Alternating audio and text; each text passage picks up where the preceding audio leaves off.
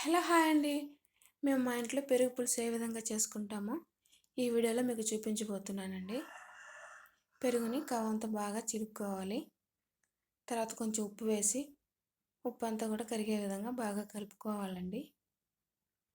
ఈ పెరుగు పులుసు చేసినప్పుడు దీనికి కాంబినేషన్గా మేమైతే సముద్రపు చేపను చేసుకుంటామండి. ఈ రెండింటి కాంబినేషన్ చాలా బాగుంటుంది. ఉప్పు బాగా కలుపుకున్న తర్వాత పెరుగుని ఒక మట్టి పాత్రలోకి వేసుకోవాలి. 5-6 వెల్లుల్లి రెబ్బల్ని పొట్టు ఒలిచి తీసుకోవాలండి. 2 స్పూన్ల మిరప్పొడి వేసుకోవాలి. ఇవి రెండు కూడా కొంచెం వాటర్ వేసి మెత్తగా నూరుకోవాలి. స్టవ్ వెలిగించి కడాయి పెట్టుకొని కొంచెం కొబ్బరి నూనె వేసుకోవాలి. కొబ్బరి నూనె వద్దనుకుంటే మీకు నచ్చిన ఆయిల్ వేసుకోవచ్చండి. నూనె వేడిన తర్వాత కొంచెం జీలకర్ర వేసుకొని సన్నగా తరిగిన అల్లం ముక్కలను వేసుకోవాలి.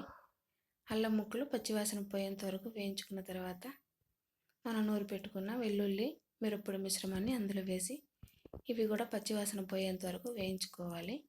కొంచెం పసుపు కూడా వేసి అన్నింటినీ బాగా కలిపి ఒక గ్లాసు నీళ్ళు వేసుకోవాలండి.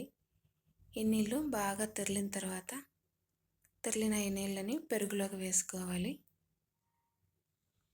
ఈ కర్రీ చిక్కగా కావాలన్నా పెట్టుకోవచ్చండి, లేదంటే మజ్జిగలా కావాలనుకుంటే ఇంకొంచెం వాటర్ వేసుకోవచ్చు.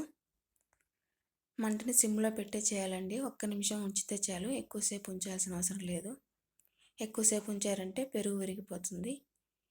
ఇంకా స్టవ్ వెలిగించి కడాయి పెట్టుకొని కొంచెం కొబ్బరి నూనె వేసుకొని ఆవాలు, మెంతులు, ఎండుమిర్చి, కరివేపాకు వేసి పోపు అంతా కూడా వేగిన తర్వాత కర్రీలో వేసేసుకుంటే మజ్జిగ పులుసు రెడీ అండి.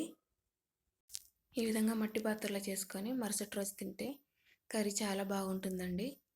ఇక వేడివేడి అన్నంలో సముద్రం చేప ఇంకా మజ్జిగ పులుసు, మన ఊరి స్పెషల్ పుదీనా పచ్చడి, వీటన్నింటి కాంబినేషన్తో సూపర్గా ఉంటుందండి.